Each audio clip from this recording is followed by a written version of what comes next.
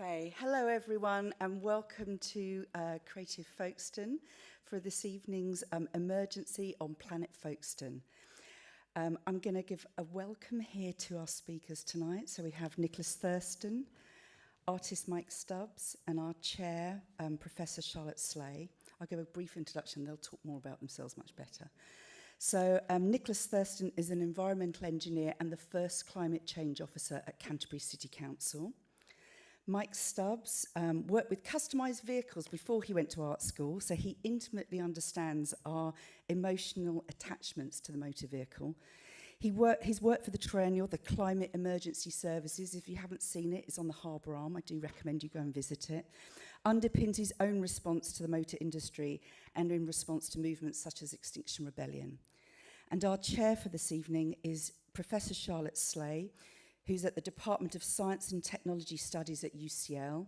She's an expert in the intersection between art and science, the author of several books on the subject, and the current president for the British Society for the History of Science. Please give him a warm welcome.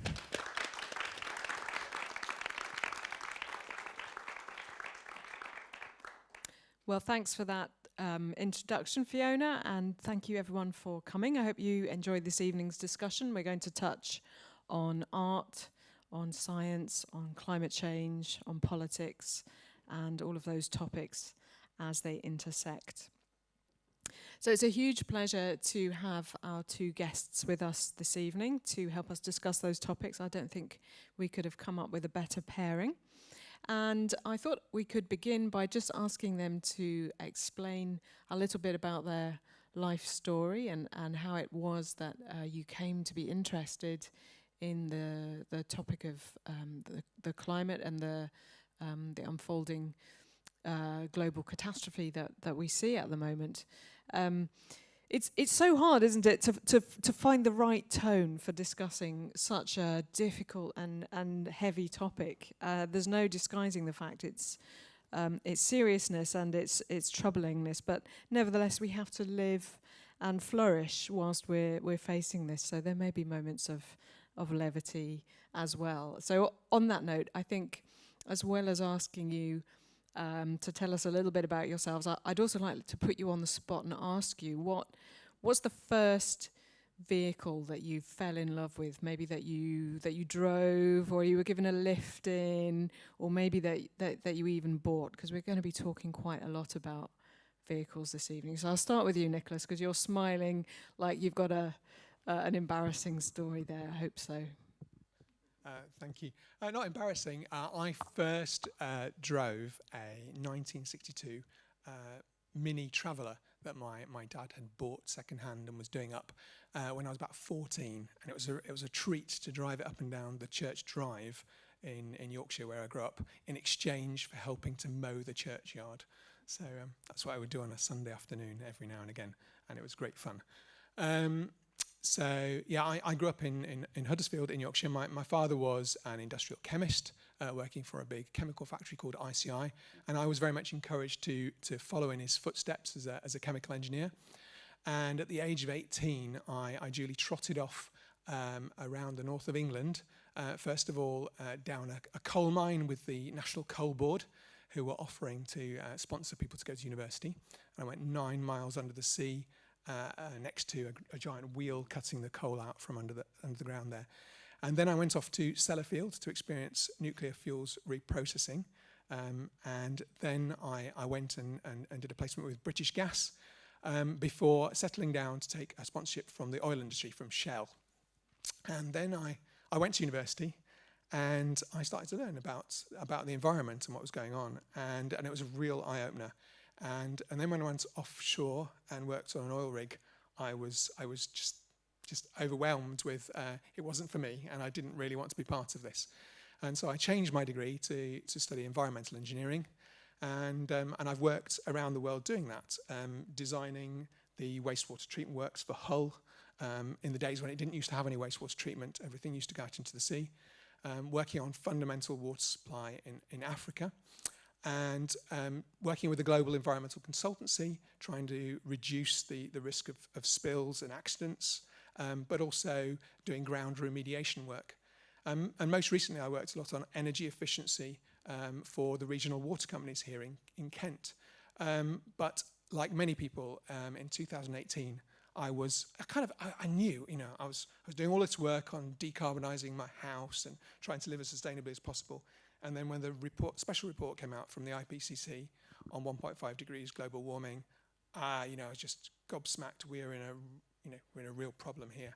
And so when Extinction Rebellion came along, I very willingly participated in the movement to try and bring this to popular consciousness. And then more recently, when the job of climate change officer came up in Canterbury, I went for that job. I thought, I want to give this a go. So that's what I've been doing since March 2020, all the way through lockdown to now. That's great. And I think 2018 was certainly a real turning point for me as well. I had thought of myself as environmentally conscious up to that point, but it was when that report came out and then the Gail Bradbrook talk that was on the internet that really brought home to me quite how serious it was. We should emphasise, shouldn't we, Nicholas, that although you are the climate change officer for Canterbury City Council, you're speaking in a personal capacity this evening, so that's good to have clear. Mike, what about you? So you've trodden a very different path through the arts, although we were chatting a bit earlier about how one of your parents is a scientist. There's some similarities. So first vehicle was a rally runabout, an RM6, which I got at about 13 and started preparing and customising in advance of being able to legally drive a motorbike or a car. And then I actually made a list recently of every motorbike and car I've owned. There's quite a lot. So sort of, I've always kind of had quite a big thing since the age of 3, really, about cars and bikes. I have no idea why. I could easily have been a mechanic or a paint sprayer. I did do sort of early custom car paint jobs, including flame jobs, a bit like one element that you see within climate emergency services.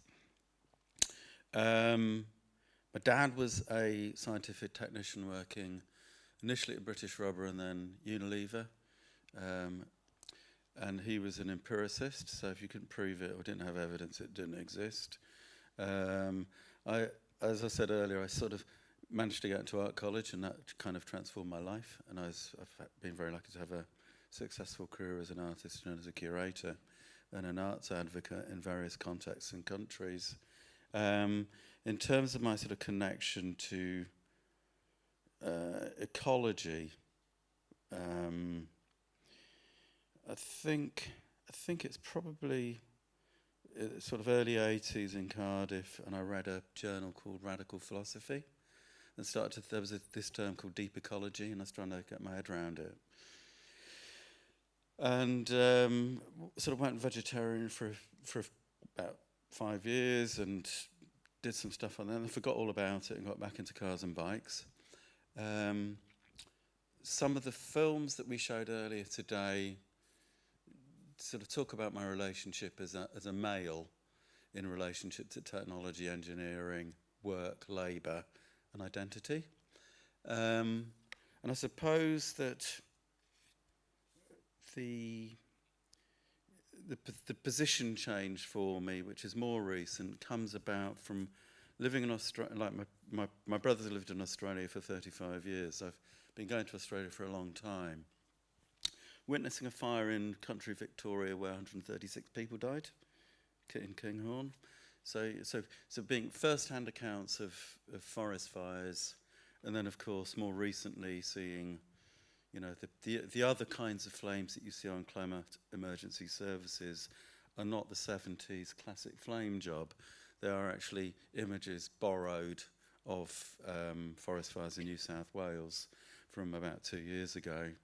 And then subsequent to that, we've seen forest fires pretty much in any country.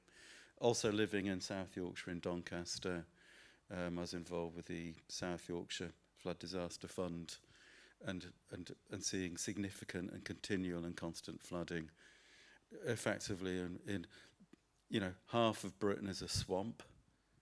We're kind of living in reclaimed swampland. So a whole range of interests that have kind of come out of that. Great. Yeah, thanks very much for that.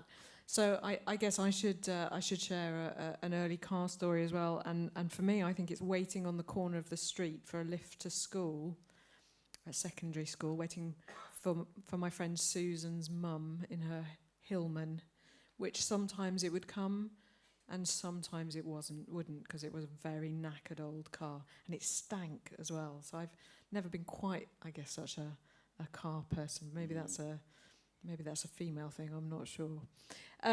You're not really here to hear about my biography, so what I thought I would do in this little slot is give you a little future biography of Folkestone and its likely climate future. So this is my moment. I'm so excited I get to be Chris Whitty. Could we have the next slide, please? I set up this whole evening so I could do that. So there are a few factors that we need to think about in terms of our local position on this planet in the coming years. One is flooding. There is a great website called Climate Central where you can play around with various factors and sort of fiddle with the severity of different factors and see what's going to happen flooding-wise in this local area. There will be events as time goes on where high tides will coincide with storm surges and will also coincide with serious water, rainfall on the land and runoff problems. So there will be very serious flooding events in the area, and particularly in the Wantsum Channel. Folkestone itself is likely to get off reasonably likely, although there will be some flooding down right at the seafront end. But moving on, we will see some changing climate projections for the seasons in Folkestone in common with the rest of the UK. We'll be seeing hotter, drier summers and warmer, wetter winters. So there'll be more days, more very hot days, over 25 degrees centigrade, where we'll start seeing health-related events for the elderly and people with other conditions like breathing. The hottest days will be getting hotter. There will be overall less rainfall, but when it does come, it's going to come in these very, very heavy showers that create localized flooding events and possible problems with overflows and things like that. Some of that change is locked in. You probably know that carbon dioxide, once it gets into the atmosphere, it's very, very, very slow to be removed and sequestered, locked away again. So some of that change is inevitable. But what happens in the longer run is open, and that's what the next slide shows us. So you are here. I don't know if you can see that arrow in 2020. You can see that there's been significant temperature change already. We're already sitting very close to 1.5 degrees, which is what supposedly we're aiming at for a cap. And then essentially what you see on the remainder of this graph is projections for the continued rise if we succeed in cutting back very rapidly on carbon dioxide emissions, or we fail to do so. And if we completely fail to do so, we see some quite horrifying rises that have kind of domino effects and knock-on effects that are very difficult even for scientists to project. So it is still all to play for in terms of what's happening. There are some things that it's too late to save. It's probably too late to save the Arctic ice, but it's not too late to act, because it's the difference between bad and unconscionably bad. So with that in mind, let's turn to the Climate Emergency Services piece, which Mike has created. And I think we've got a picture of that coming up for us on the screen now. So my first thought when I saw it, as you've already alluded to, was, wow, that is a hot van. That is a hot set of wheels. It put me in mind of, I've got a friend who's got a very, very tiny and old clapped-out Nissan Micra, and he's kind of got a flame job down the side of it. And he's not really a person who does irony. I've never worked out whether that was ironic or not, or maybe that's just how he bought it. But one of the things I love about this artwork is that it successfully takes all of these signs and signifiers that we have and sort of reconfigures them into an order that makes sense of it all. It's almost like one of those Roland Barthes essays that sort of takes all of those cultural signifiers that we are used to seeing all around us and reconfigures them and says, do you realise what we're really doing with these signs and symbols? And I think this piece does that so well. So we take this flame job that we're used to thinking, wow, that's a hot vehicle. But lying behind that, we've got these images, these very horrifying images of forest fires. And it makes us question how these things come together. So there's this tremendous irony where the thing that is coming to save us, our main signifier of emergency services, is in fact partly the product of this tremendous problem that we've got. So I'd sort of like to start really by focusing on this, the outside of the van, and the fact that we are so suckered in by automotive culture, that we have this amazing relationship with it, that we're so seduced by these images of speed and flames and so on. So I was really intrigued to know, Mike, a little bit more about that part of your story where you worked in the motor industry and you learned about how it works, why we get drawn into this. So, well, I don't think I wouldn't claim that I worked in the motor industry. However, in terms of the inner conflict of being part of a culture where mass marketing, consumerism, sort of based on steel, fossil fuels, war, were very much part of my culture. And I think that even if you make a choice not to be, you're still subsumed in that culture, and it's very difficult to extract yourself from that. So my brother in Australia has lived barefoot and without anything really for more than 40 years, so he's kind of on the extreme end of trying not to engage with organised society.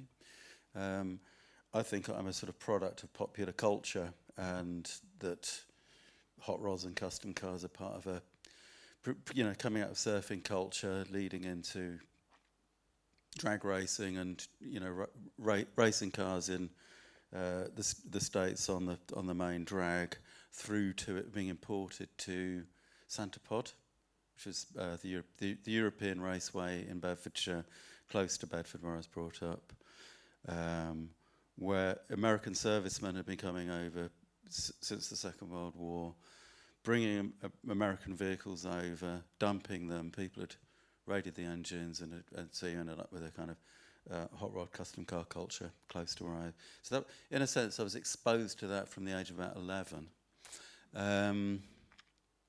But then the internal conflict. So in one way, I'm trying to speak with people who are not of the art world. I think that I'm very lucky to have done all sorts of stuff with different arts communities all around the world, and go to the fancy openings in Venice and everything else. But I'm really interested in finding an artwork or a public artwork which can be situated in a different place, so it speaks to people who are not already on our side, and that's really quite tricky. So that, I don't know. Does that answer your question at all? yeah, it does. No, I think it does. I was put in mind a tiny bit of, I don't know whether you've come across them or those of you in the audience.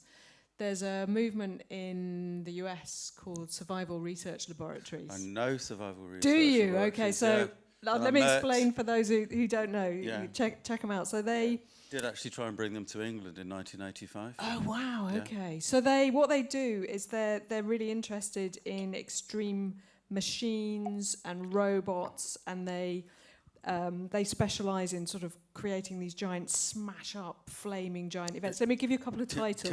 Can I give you a bit of background? Yeah. Basically, the main guy I forgot the name of, who I'd met. Pauline. Mark Pauline. Yeah. So Mark Pauline, who I've met more than once actually. He was a engineer, and he worked for the military in the States, and he was working on jet engines and rocket engines, and one day woke up and thought, I've had enough of that, and then basically got people to lend him different parts, and he started building engines and machines out of it. And he describes it as carnival. So they were kind of early forms of mechanical, cybernetic carnival. That's my short Yeah, answer. yeah. So it's my take on it, and I don't know whether this is yours. It's sort of taking our technological productions and their industrial and military aspects to their extreme, almost giving them life and letting them smash themselves up, and we watch, and in sort of horror, but also fascination as well, because we can't stop finding this stuff amazing. I'll give you a couple of names of the pieces, because they're just they give you a sense of it. One was called A Calculated Forecast of Ultimate Doom, Sickening Episodes of Widespread Devastation, accompanied by sensations of pleasurable excitement, which pretty much gives you that sense, and I got something of that tension in your own work. Okay. There's a maybe it's just me, but I think there's a sort of a challenging aesthetics of sublime horror when it comes to climate change. I will confess to being suckered in by the clickbait of these forest fires and of floods, and there's something magnificent about them, and I enjoy them in a way that horrifies me. I sort of can rationalize it by saying, well, I like seeing the earth punish us, almost like those machines fighting back. But there's another part of me that just doesn't buy that argument, and I'm worried by the fact that I find these flames so. Yeah, the aesthetics of a is that horrific partially sublime. to do with the same principles that drive the genre of horror films, of actually, in a way, having your own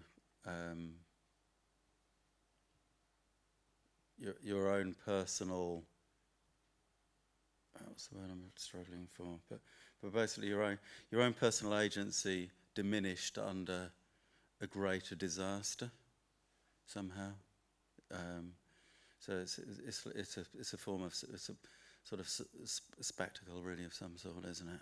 Yeah, I think that nails it. I think there are just so many dimensions to living with climate change and addressing it that are so psychologically and emotionally complex. I think it's so important that we have the arts to help us understand those, because otherwise we're going to be trying to create technological solutions that just don't really get to the heart of it. If we could perhaps put this in a little bit of context, Nicholas, if you could help us to do that. So we've touched on there the irony of having a fossil fuel vehicle going to help us in our emergency. Can you give us a little bit of a sense of how much of a part of the problem our car culture is? I think that would really put things in context for us. Yeah, sure. If you could use your microphone as well. Oh yeah. So on your van, the engine is sticking out of the bonnet.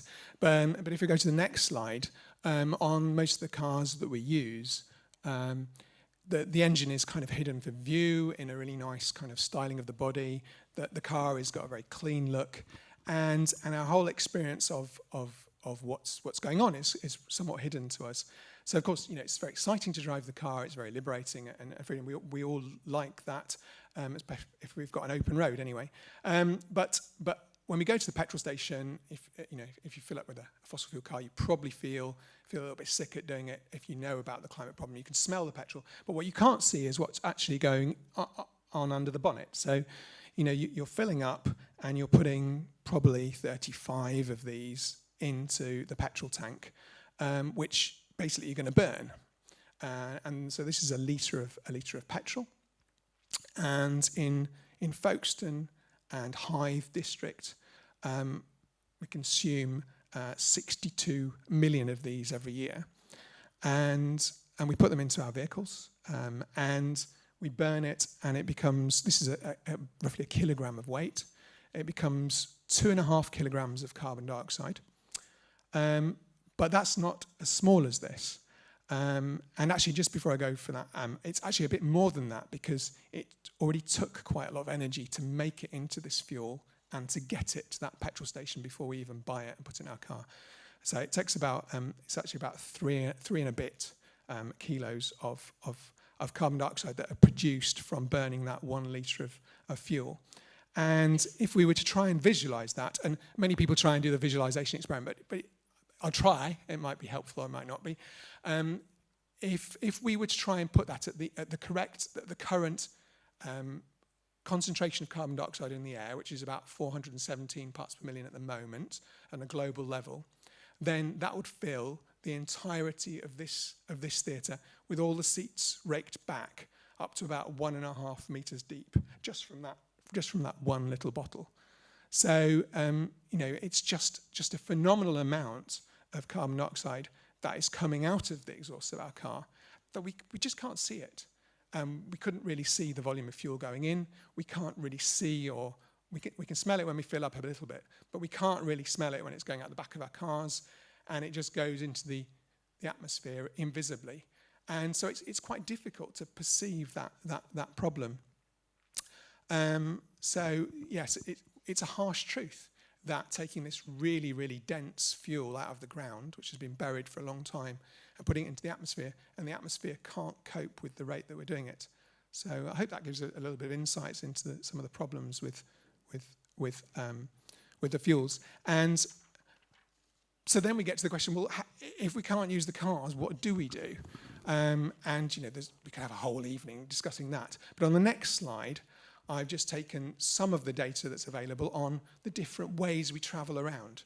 So this is from Mike Berners-Lee's book, How Bad Are Bananas? The Carbon Footprint of Everything, the most up-to-date edition. It's a really great book if you want to find out more about the individual aspects of carbon emissions across all the things we do in life. And he uses a methodology where he likes to include the whole life cycle, which I think is a really good method, because it includes the making of your vehicle and the use of the infrastructure, fueling it, servicing it, using the roads as part of the whole story, which is really important. Otherwise, you're not comparing like with like. So you can see, that even though our cars might be sold to us as emitting 120 grams per kilometre, these are per mile. The overall emissions per mile of travel, 530 grams, is quite a lot. It's more than we might think. And there's a high degree of variation on that. And there's some error bars on that chart to show that. For example, those figures are calculated using a car for a very long time, using it to its maximum serviceable life, and driving it quite steadily. But there's a lot of information about that we trash cars quite quickly, or it sits on the drive, in which case our per mile usage is going up way because so much energy has been invested in making the car in the first place. So it might be counterintuitive to see the long-haul flight come second on that list, because of course we know flying is a huge contributor to global emissions. But of course we fly far further than we do drive. So you've got to multiply that by every mile that you travel. So you travel thousands of miles or tens of thousands of miles in planes compared to driving in the car. And then you can see third on the list is the mid-size electric car, and that's the current big strategy, isn't it, for the UK, moving to electric vehicles, really being pushed really hard. About a third of the emissions, and we'll probably be unpacking this a bit more, but it's a step on the journey, but it ain't the whole solution to this huge problem. And actually, you get right down the bottom of the curve, and it's moving around using a lot less infrastructure, a lot less equipment, and a lot less fuel, which is the way to lighten our burden on the planet. So I hope that's a bit of an insight into some of the ways that we're going to have to avoid this climate disaster, or if we're going to act in time. And have you got a bit of a sense of how much that contributes to the national? Oh, that's going to come later, isn't it? Well, I can tell you that for the energy footprint of this district, and it's pretty common across all the districts across the UK, transport makes up about 40% of the energy emissions. And that's about a fifth of the total footprint when you include all of the imports and everything we get from overseas. But a lot of measuring in the UK is focused on energy, so it's about 40% of the energy emissions. And it hasn't really changed very much. So it was almost identical in 2005 as it is in 2019. And so that's another sort of harsh truth there. So even though vehicle manufacturers have been making vehicles that are supposedly more efficient, we've actually been buying more of them and travelling further per person because, you know, if they're more efficient, they're cheaper to run, so we can go further, you know, and all that kind of stuff. So it's a really difficult problem, and so transport is one of the really difficult things that we haven't really begun to address yet in the UK. Thanks. Yeah, that's really helpful, I think. In one sense, what you're touching on there is the interrelation of politics and climate, because it's the policy decisions that are keeping these things on the road. And Mike, it seems very clear to me that there's a lot of politics in your piece there. Amongst the many images that it brought to mind, the blacked out van, it's the police van, the prison van, Theresa May's vans warning immigrants to go home back when she was Home Secretary. Mm-hmm. And then the more you look at it, the more scary things there are on it. There's I'm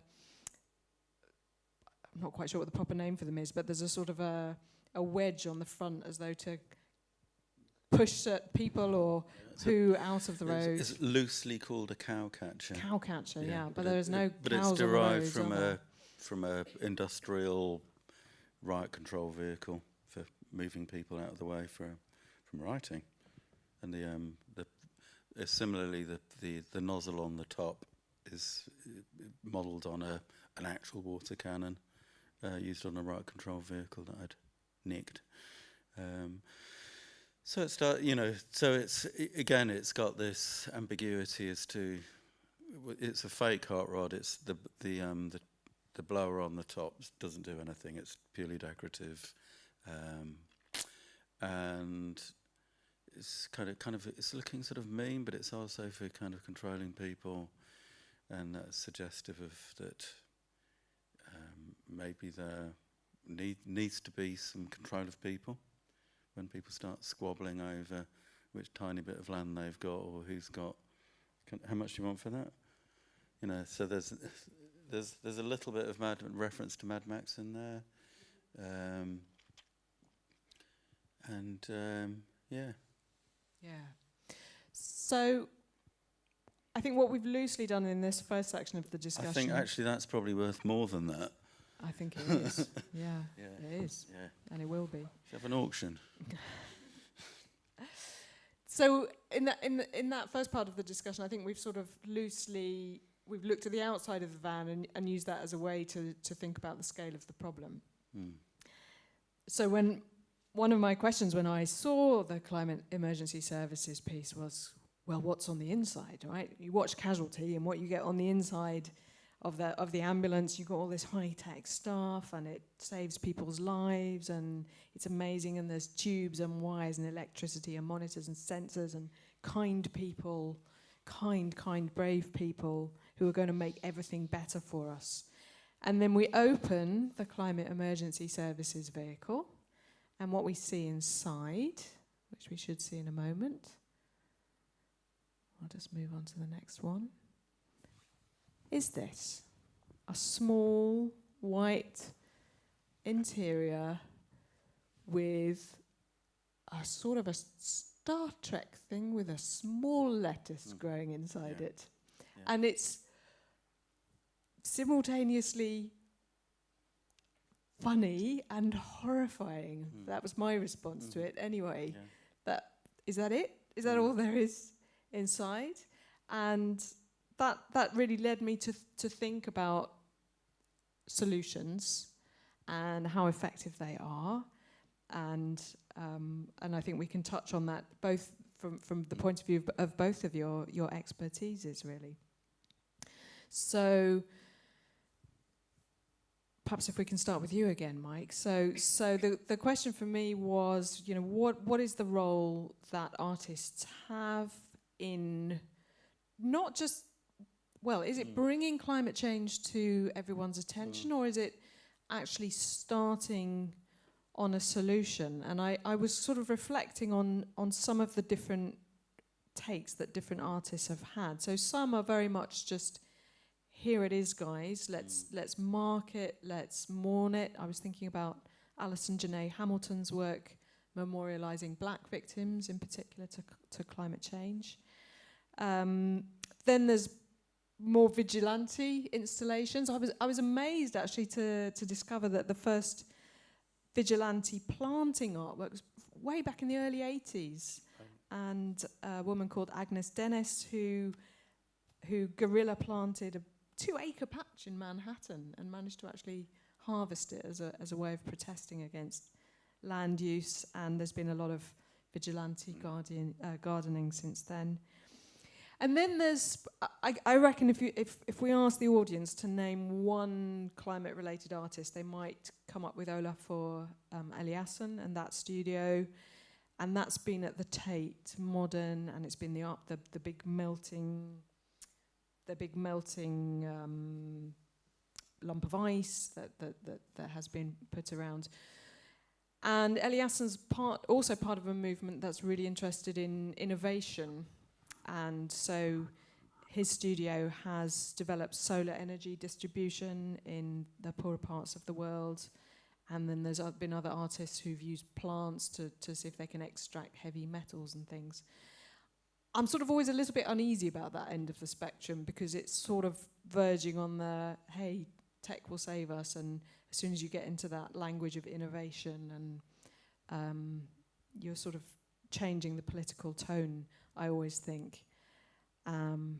So where do you position your work on that spectrum, and what do you think is your work as an artist in this period of climate extinction? First I'd like to acknowledge that so Sarah at the back bought me that propagator as a Christmas present during the pandemic. Not this Christmas, but the one before. So that in terms of living in a third floor flat, growing tomato plants out of a grow bag with a wee propagator that looked very kind of 2001, that was in my mind and in my life. Then, of course, the commissioners from the Triennale, so we've got Lewis sat by there and Joe Cowdery, I'd like to acknowledge, who was the assistant curator and project manager. Were encouraging me to do something a bit more optimistic on the inside, so we have to blame them. And of course, I also love Pixar Studios. I think they're really top quality artists, even though they make, mass-consume popular culture. They write very good stories. So there's a bit of Wally in there as well. It's so we can we'll acknowledge Pixar. Of course, it isn't a solution at all. So that, in a sense, if you take the two poles between, going to Mark Pauline and a kind of an early form of accelerationism, that things have got to get a lot worse quickly before people are going to stand up and take any notice, through to thinking about materiality, process, life politic, and what one does in terms of personal ethics and behaviours. And what I was trying to think about some examples of other artists responding to your question in the email, and I wanted to just bung a few out there. So I'd kind of start with Boyce, and obviously Boyce, in terms of being a highly provocative performance artist, but also being involved in the establishment of the Green Movement, the Green Party, and planting 1,000 acorns in Cologne as part of Documenta very early on, who then would go on to influence two artists I've also worked with over a number of years, Dan Harvey and Heather Ackroyd, who've recently done Boyce's Acorns, and they've been planting oak trees, most recently at the Tate, which are they're relatives of the original Boyce oak trees, and they've also kind of bridged that gap into being directly involved with the Extinction Rebellion. So I think they're quite interesting, and that just links Boyce in there for me. Another example is Gerard Byrne, who does something poetic, where he's basically created something which has become a meme, when it's a moving image of a flag, and you're looking at this very beautiful black flag, which in its sense is very kind of poignant. But the flag is made up of oil just being turned into a jet, or a kind of, so it's basically it's an out pipe of oil, and it's making this flag, and then it dissipates into the atmosphere. So that's not very clean, but it's very powerful. So it starts again. It's that thing about creating poetry for the bigger win. The other work that was probably my favourite artwork over the last 3 years is by a German-Italian group called Rimini Protocol. And if anyone saw an exhibition at the Royal Academy called Eco Visionaries, anyone nodded? That was a piece of work which probably touched me more than any artwork, perhaps ever. Why was that? Could you describe it a little bit? I don't want to occupy all the time describing it, and it was a work that I actually wanted to bring to England myself and present, but couldn't, and I was very, very pleased the Royal Academy did with this exhibition. Without describing, but if you get a chance to see it, wherever it is, go, even if it means getting on a plane, or preferably not driving, but we should talk about all of that. But basically what it does, it confronts you with your own existence, it confronts you with being a species, and it confronts you with another species which is extremely beautiful. These are jellyfish, which you see. It confronts you like this when I'm looking at an audience by changing lighting effects, reminding you who you are.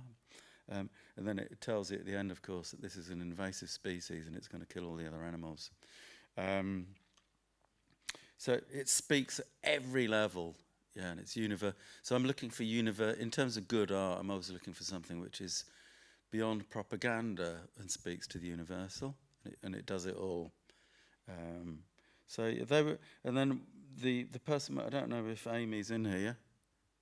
No, but Amy is working in the bar upstairs. Mentioned and reminded me of Melanie King, who's basically kind of talking about a more holistic practice of actually using chemicals derived from seaweed to use in the development process, photography. So in a sense, we're having to do it all at the same time. Like we're having to change our behaviours, and not going on as we did. We also need to be saying things which are poetic and universal, which speak to people in the most genuine way, and not just the art world or posh people. And then, of course, we also need to create propaganda and be activist in an approach to create political change and effect in terms of changing policy, like you're doing in a more serious way. Yeah, okay. Well, perhaps now's a good moment to move on to that policy then. I was shocked at how surprised I was that after all the governments and councils declared the climate emergency, it turned out to be just a word. I had thought for a moment, I had allowed myself to hope for a moment that once everyone had said that word, that it would sink in and we would see change, and I feel stupid for not having realised that was the case. But Nicholas, now's a great moment for your perspective on how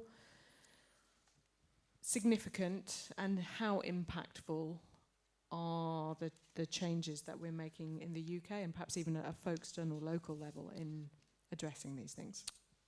Yeah, that's a good question. I thought of 3 ways of answering that, of examining it, particularly from the outside, and then perhaps I'll give it a bit of insight as to what it's like on the inside of organisations trying to do this.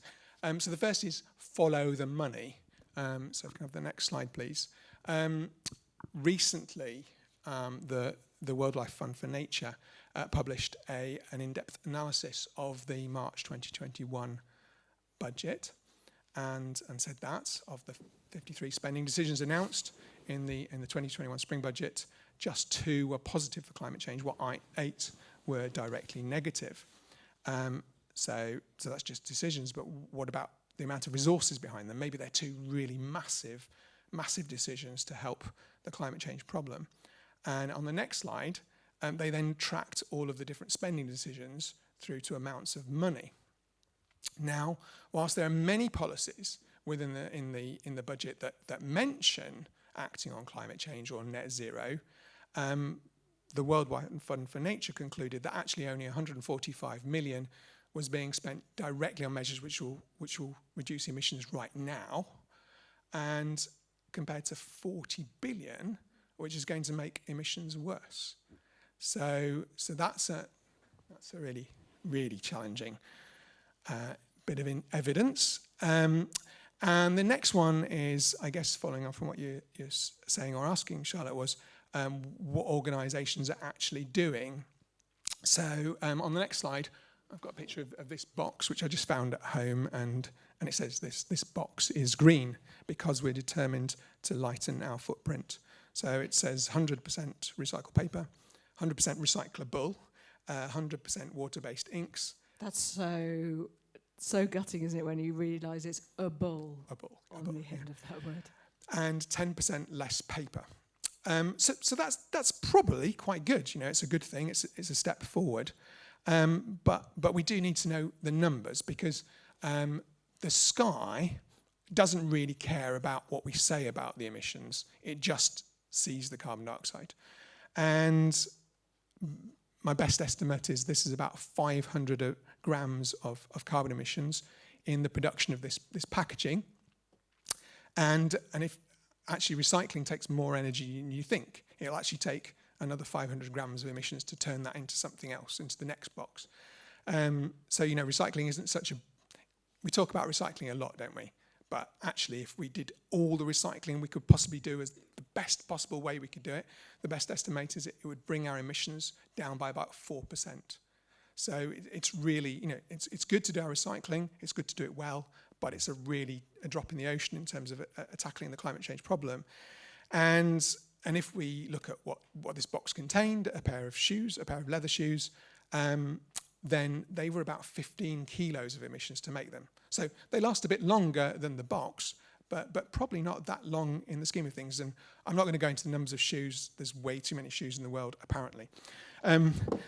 So yeah, look at what the signs are, and then do they stack up with real action? The other numbers behind the activities, the products or plans, the policies or the buildings, are they really enough to reduce the emissions and quickly enough?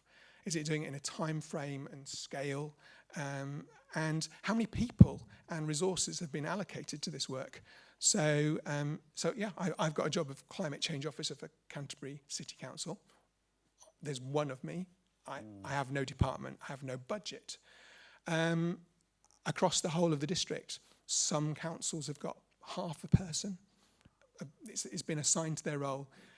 So whilst most councils have got somebody doing something on climate change, it's not that much resource compared to the scale of the problem yet.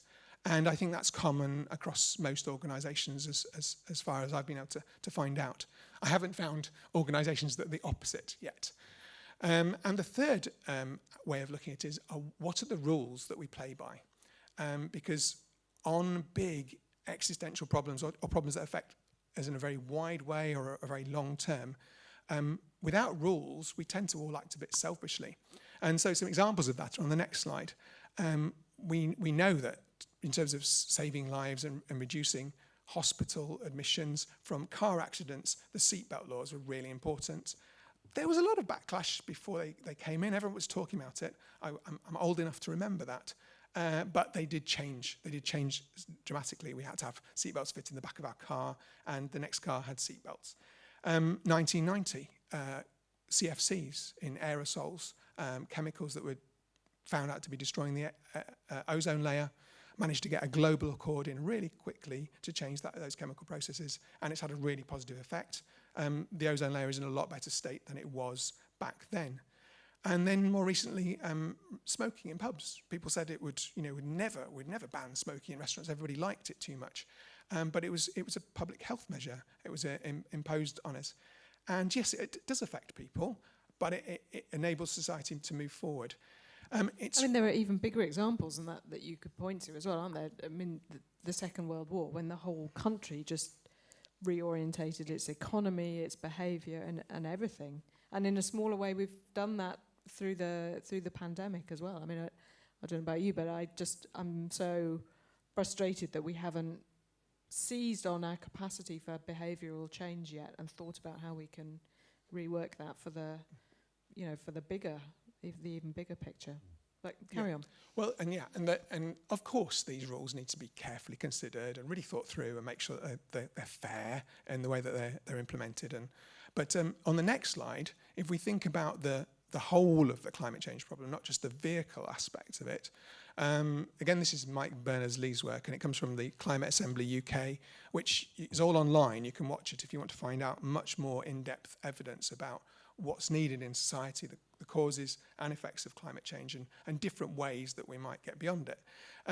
But this is the breakdown, roughly, of the average UK carbon footprint, which is about 10 and a bit tons of emissions per year. And it's roughly in quarters. A quarter is roughly our food.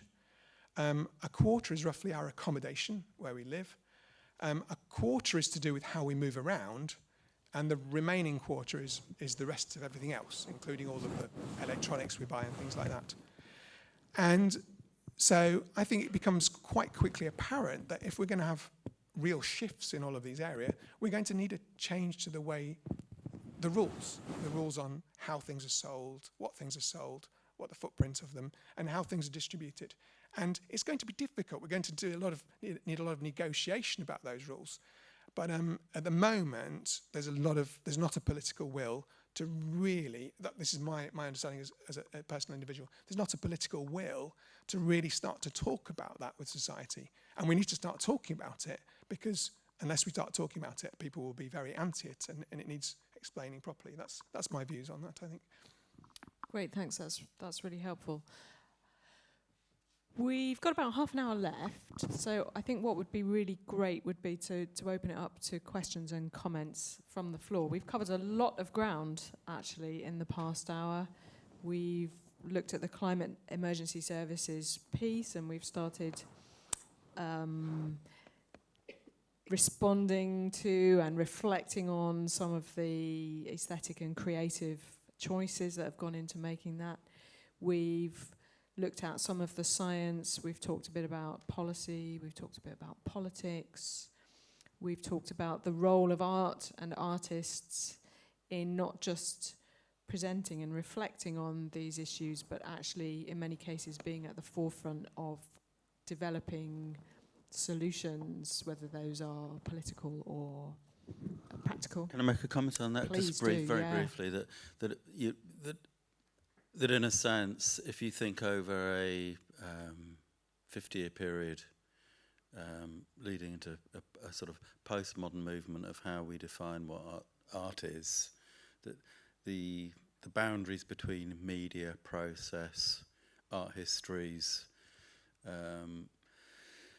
have also meant that in a sense that what would have been determined as fine art as opposed to design or engineering have become much more porous. So that the earlier you were talking about a few examples there of people who are thinking about plants. So that the relationship between science, biochemistry, ecology, evolution are becoming much more fluid. However, I still think that there is a massive value for artists to sort of stay out of solution making.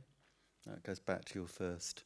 Look, I think it may meet in the way that you speak as an individual as well as being a local authority officer, that it may be that every artist is also having to make their own personal choices, but the work also exists outside of themselves, and that we need to kind of hang on to that too. That was my interjection. No, that's great. I think that's a really important point. I could talk a bit more about how science has changed as well, but I'm not going to. I'm going to resist that temptation. So it would be great if we could get the house lights up a little bit, and then we can see who would like to participate a little bit in this conversation. You might have a question, you might have a comment, you might have a story about your first car. We'll take them all. So let's start here at the front, please. Thanks for that. It was really interesting. I had a question for Nicholas about one of the slides where a non-electric bike was like more emissions than an electric bike. I just wondered how that worked. Like, why is that? I spotted that as well. Yeah. Yeah, so that one is a counterintuitive one. And the reason for that is that we obviously expend personal energy using a bike, and we need to get that energy from somewhere. So Mike Berners-Lee goes into this in some detail in his book, and actually that's based on a quite a low carbon diet, that amount of energy expended using a pedal bike. Whereas actually an electric bike is incredibly efficient at transferring energy into the wheels of the bike. So it's just they've done the life cycle analysis, and it comes out slightly lower because you don't need to eat as much at the end of it. But of course, it does depend how you ride your bike, yeah? So I ride quite quickly, so probably expend quite a lot of energy. But I see Paul, you trundle around, don't you? So probably a little bit less. I think it would be fair to say that although that's a curious difference, it's not one to get overly hung up on. Either kind of bike is a great choice if you're going to be choosing a bike. Yeah, and they're small, very small differences, aren't they? And there's probably quite a lot of error and variation. That's the average. Yeah, cool. Thank you. I like it. I like a good technical question. Yes, we've got another question at the front here. I've lived in Folkestone for 20 years, and what I'm finding interesting is because I am obviously passionate about tourism and domestic tourism, because I know it creates jobs, but with the art that's happening, and we're encouraging people to come and visit Folkestone, a lot of those people are going to be driving to come and visit. And so I think what would be interesting would be, could there be more kind of transport-focused art to kind of explain to people, you know, make sure you all come together in one car or use the train to come here. Otherwise, it defeats the object. You've got this, you know, interesting piece about all the, you know, the fuel guzzling, gas guzzling vehicle. But then if everybody's traipsing around in one car to come into Folkestone for 2 or 3 hours, what's the point? You're not really achieving your goal, if you see what I mean, because you're enjoying yourself and you're thinking, oh, that's interesting, we mustn't, you know, waste fuel, but we're not actually changing our behaviour of, you know, staying here longer or maybe not driving here. You know what I mean? That's what I was... Can I try and take that? So I'm not going to speak on behalf of the Triennial or Creative Folkestone, though there are representatives in the audience who might want to interject. But for me, that's an even bigger question, because obviously during the pandemic, lots has taken place virtually. I've just put on a physical festival in Doncaster where I live, and there was a lot of joy because people could come together a bit like this, which is still part of being human. So the idea of congregation is still significant. And this is, I think, where the guys from Creative Folkestone might correct me, but my version of coming to Folkestone has always been on the train, except on one occasion. And I think, have you got your stats? How do people get here?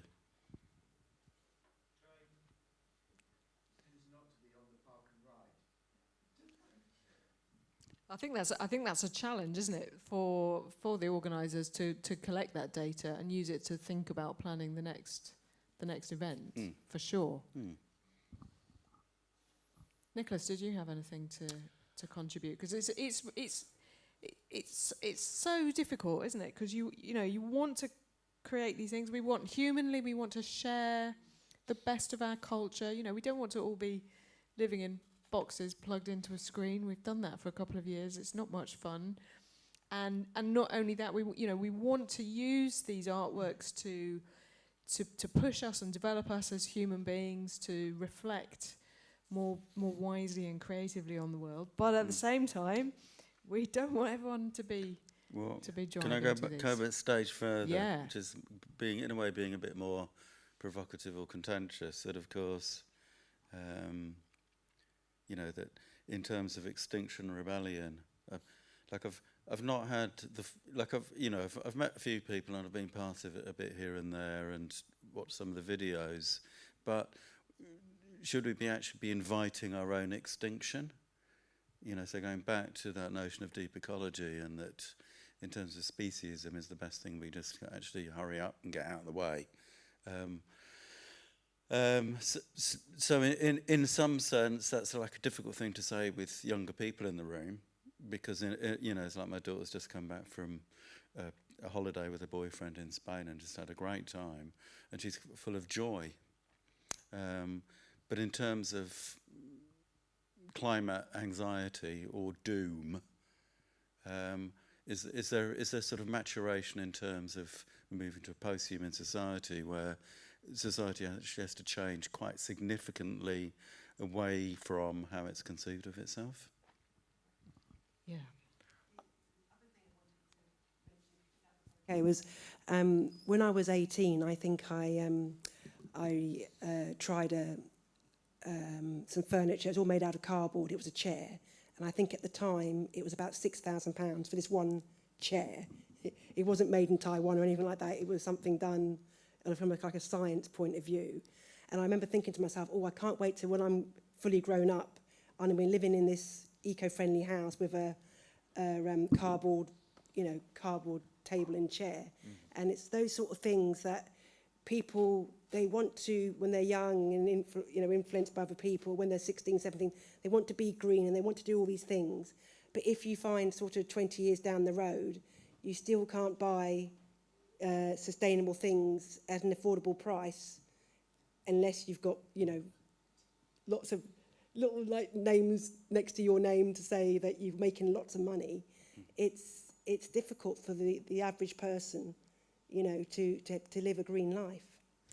Yeah, I think that's interesting, isn't it? I think there's a lot of the way that these issues are presented to us. I get very cross with the Guardian magazine, actually, because it quite often has a feature of, here's 10 things you can buy to be green. Just don't buy anything. But we're sold this idea. We're still, I think, a lot of us stuck in this paradigm that the way we exercise our power and establish our identity is through consumption. And of course, that's a contradiction in terms when it comes to living a lower carbon lifestyle. It's actually just really don't, just borrow it or do with the one that you've got. Or now, that's not to deal with the problem of real poverty, where people need stuff. And we, Nicholas and I travelled here together, and we were reflecting on the fact that it cost us 15 quid to get here on the bus. It would be much cheaper to drive. Yeah. Much cheaper to drive. Yeah, like buses are rubbish. Yeah. Actually, I tried to switch on the Wi-Fi, and it said, "It is we're working hard on connecting you with the places and people that you love," which meant it's broken. But buses are great, and I don't want to put down buses. Too expensive, and so in terms of transport policy, that a lot has to shift really. Yeah. In terms of driving people to have to use public transport or making it free. Yeah. We haven't given you any time. I was going to say, but both of your questions touch on something that's fundamental, I find, to what I'm doing, which is the dichotomy between the personal choices that we're being encouraged a lot of the time to think about, and then the systemic change. And that is happening at all levels, not just at the individual level. It also happens at the organisational level, like for the Triennial or a small business. If that small business squeezes itself so hard to try and be zero carbon right now, it's not competitive, or it's too costly. So they need the rules or the system to change a bit at the same time. Actually, if we can skip on 2 or 3 slides where there's the 2 circles. This one here. This is another illustration courtesy of Mike Berners-Lee, and I like to use this when I talk with, I do a lot of talking with community groups and parishes. The balance between taking action locally at a family level, at an individual, and the wider need for system change. So Mike Berners-Lee says, both were important at whatever level we're thinking. cutting our own footprint really matters because we kind of learn about it, we learn what the challenges are, we learn what the systemic problems are at the same time. But it also gives us the knowledge and integrity to talk to other people about it and to lobby for change. And that's what we really need, because we really need everyone and the whole system to realise that we're going to change in this, in a common direction for the better, for us to have real action. So I think we have to live with that and not beat ourselves up, because there's, it's really, really hard. It is really, really hard. You've probably, loads of you tried stuff. It's really, really hard to get to buy the low carbon furniture or just find a place to repair things. And so we want those things to start happening. We need a relocalism so that we can have community at a slightly more easy to travel to level. There's lots of talk, isn't there, at the moment about the 15-minute city, trying to have communities that are really rich communities where everything is in a 15-minute walk or cycle ride away, so that we can get around and we can meet with people, we can have all of those really good things that we cherish without having to consume loads of carbon and other resources at the same time. I'd be really interested to hear your reflections working in a council, though not speaking in a council capacity, on the ways in which we can exert political influence at a local level. Because I don't know about the rest of you, but sort of nationally, I just feel like, I cast my vote religiously. I have so little faith that it really changes anything in terms of national politics and the power of lobbying and all of that stuff that goes on. But I do have a sense, potentially, that one could reinvigorate local politics without too much difficulty. I've seen, friends is too strong a word, but people that I know a bit stand successfully for local government. And I just think, well, on a local level, you can feel like maybe you can have some input. What's your sense, Nicola? So, where, hate the phrase, but the levers that we can pull. Yeah, absolutely. And so my experience of working in the City Council and closely with colleagues in County Council is it really does matter how much residents and local businesses are engaging with their representation, because they're getting lots of contact from people, and the more people are contacting them about issues, the more seriously they take them. And I'm noticing a time at the moment where we're coming out of the pandemic, and there's lots of challenges for local authorities, financially, practically, that it's not quite at the height it was in the consciousness of the representation of the councillors, particularly the councillors in power, and it's important to write to the councillors in power because they're the decision makers ultimately. So I would encourage everyone who's passionate about this and wants to see these change, just to write and keep on writing regularly, and to engage with those consultations. I know it takes time, but you'll be surprised how few consultation responses there are to some really important stuff to do with environment, and how many there are to do with things like rubbish collection and dog poo and parking, which parking prices. Those are yardsticks. If there are 100 people who write about parking and only 3 who write about climate change, it's taken less seriously. And for all the people, and there are many, many really good people, good colleagues who are trying to work on this agenda within organisations, they do need the power, the sense within the organisation that's really important. What's the level of literacy that you find at governmental level? Because I speak quite a lot about climate change to people, and I'm often surprised how low the knowledge base is. Is it any higher amongst politicians? I fear I probably know the answer to this question. I probably don't have a good view of that, because my last year has been dealing almost entirely online meetings with councillors who take an explicit interest in this, and so with them there's a very good level of understanding, and it's a big part of my role is to try and unpack the evidence in a really, really clear way, and you can read a lot about that if you're interested on the Canterbury City Climate Change Action Plan and all of the evidence towards the local plan at the moment, where I've been doing loads of work to try and properly assess the climate change impacts, and also dealing with making the whole society more resilient to climate change. Thanks. Any more questions? Or I'd be interested to, to hear quite personal reflections on how your feelings about this issue have changed over time, perhaps through the pandemic. We've got a question up there.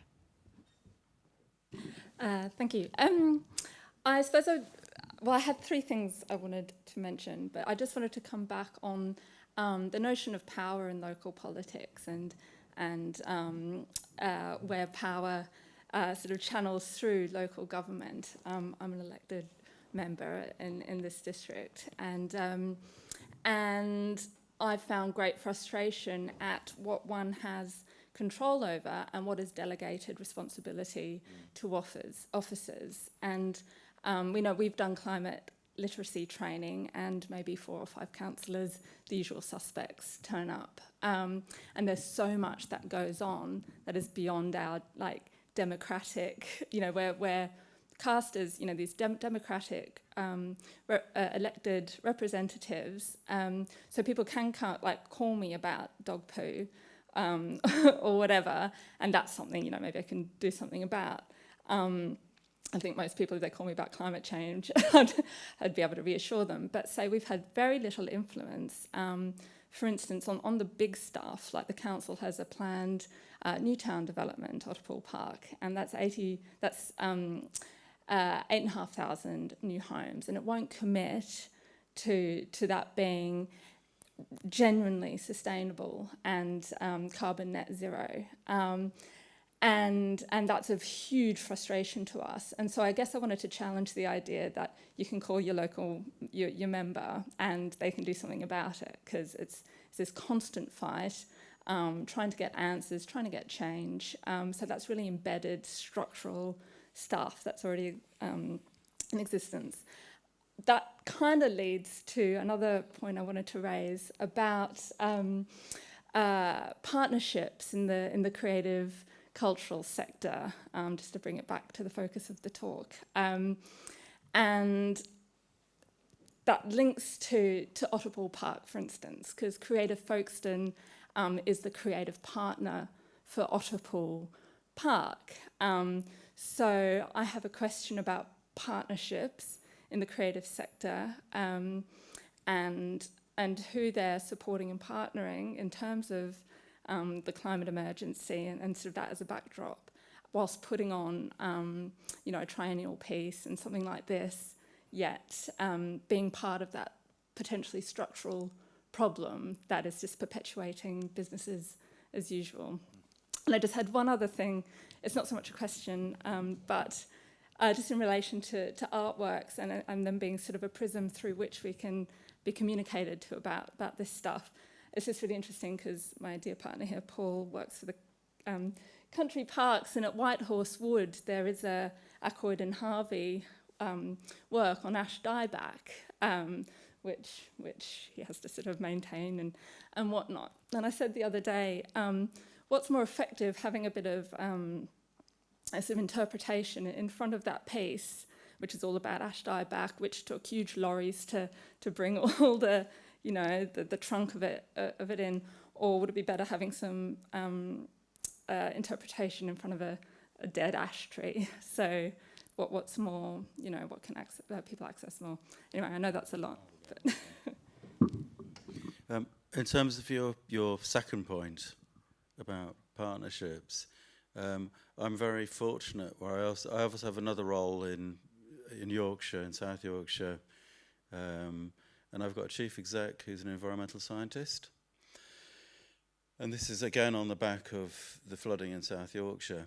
So in terms of a broader agenda around carbon capture, which in a sense is part of regional politics, and it is also about we're in Folkestone, but in terms of the levelling up agenda between the north and south of England, clearly in terms of class and economics, there's a lot to do. But what I can start to see is quite an interesting alliance happening between Doncaster, the Don Catchment River Trust, the Woodland Trust, the Environment Agency, Yorkshire Forward, a scheme called the Northern Flower House. So in a sense, at a regional political level, stuff's beginning to happen, and that's on the back of the Northern Powerhouse with Dan Jarvis sort of at the driving seat.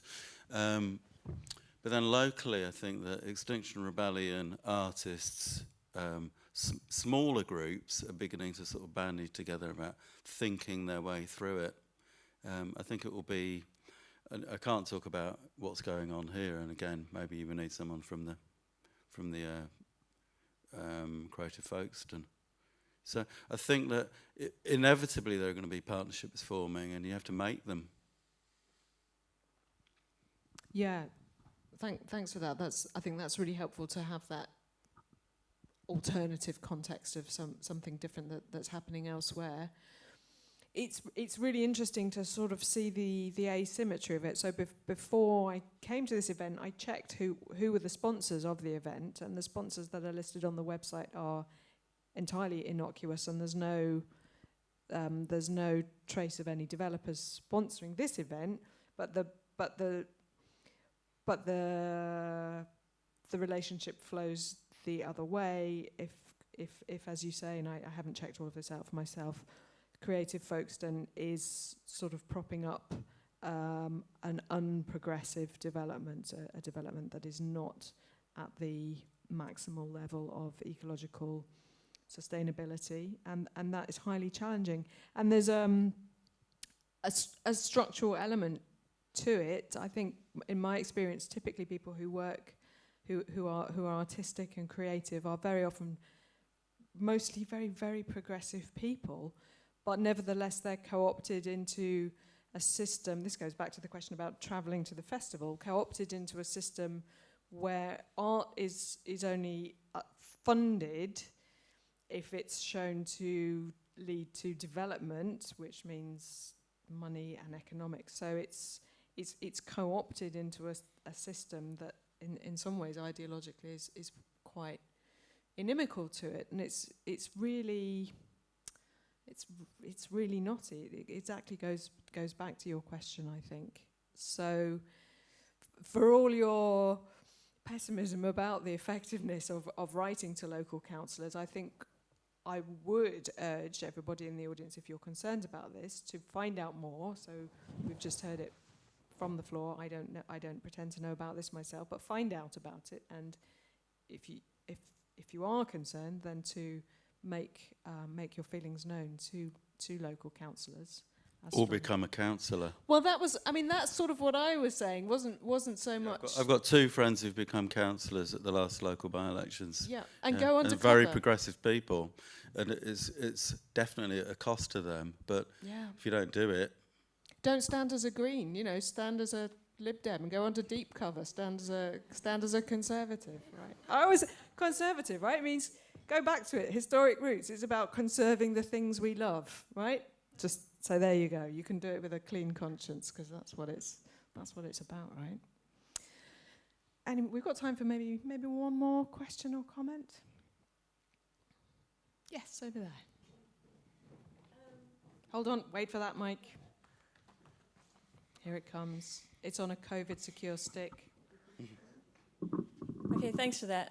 For the past 2 weeks, there have been actions taken in London and around the country by Extinction Rebellion. I was really upset when I saw doctors for Extinction Rebellion being hauled away by the police and by the security services, people in scrubs, the people who are there to save lives, out on the streets saying enough's enough and we got to do something about this. And I thought, what kind of country am I living in that this is okay? And my question to you on the panel is, at what point in your, not necessarily your work, does activism become something that becomes important to you? So we say to the researchers, get out from behind your papers and get out in the streets. We say to the writers, stop writing the letters and get out in the streets, because it's not happening. I'm not saying don't write to your counselors or don't write to George or whatever. I guess my question is, as an artist, and I'm a practicing artist myself, and Nicholas, not in your capacity as the climate officer, but maybe as an observer of climate officers in general, when does activism become something that you becomes important to you, or what is the role of activism? Great question. Let's start with Nicholas. Yeah, so I'm in the, obviously in the early days, having done a lot of activism and trying to work on it, but I suppose it's going to be the hope that kills you, isn't it? How long do you keep on hoping to make a change? So because we haven't got long, we really do need to see action quite quickly. So that's something I wrestle with, and I guess you can imagine doing this as a day job. It's pretty in your face. You're learning all kinds of tricky stuff about the environment, and we haven't really spoken about the land or water or other aspects of the degradation and tensions we've got in an overconsumptive society. So it is quite challenging, and that's something that I'm personally challenged by. I don't know yet, but it may well come.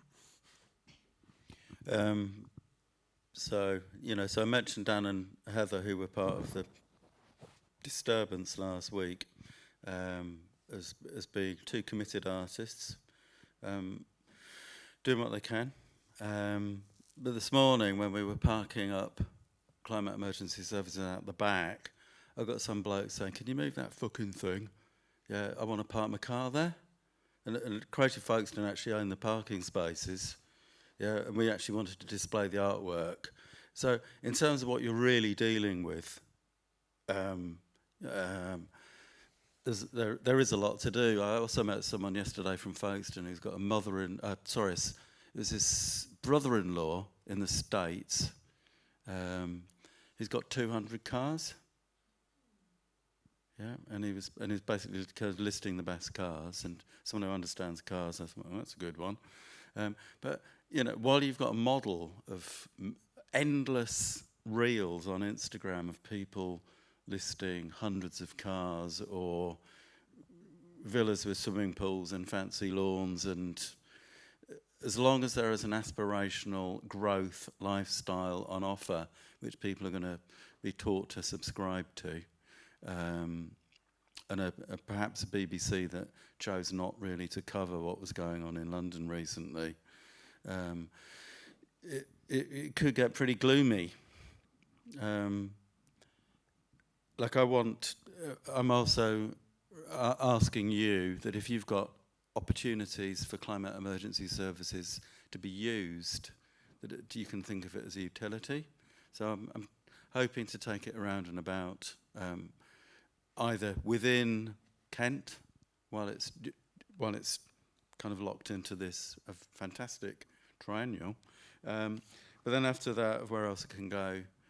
For me, that's also about situating it not necessarily into an art context, but it was always sort of, I'd love to see a hot rod show, because I want them people to think about it a bit more as well and get into for me, it's about it's about having a conversation. That's a really powerful question to end with. I think that just shows that stark contrast between the notion of a climate emergency services vehicle and these people who spend their lives and put their lives on the line in real emergency services vehicles, and the mismatch that there is for us nationally between those two. So it's been a really great conversation. We've touched on a lot of things. It has been very serious, as I think we expected it was going to be.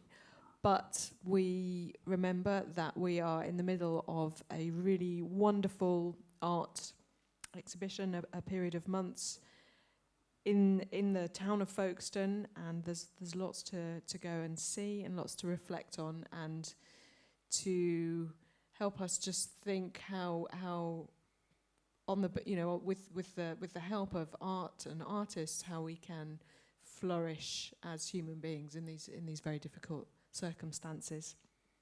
So we would like to thank Nicholas Thurston and Mike Stubbs for their time this evening, for their really thoughtful words and their insights that they've given us. It's been fantastic. Thank you both very much indeed.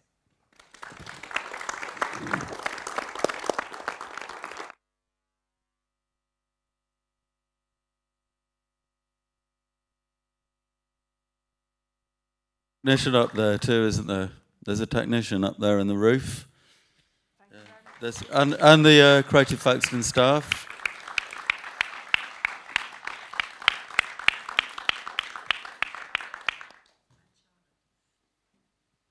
Yes, I did say that, but the microphone was off. Yeah, and Charlotte.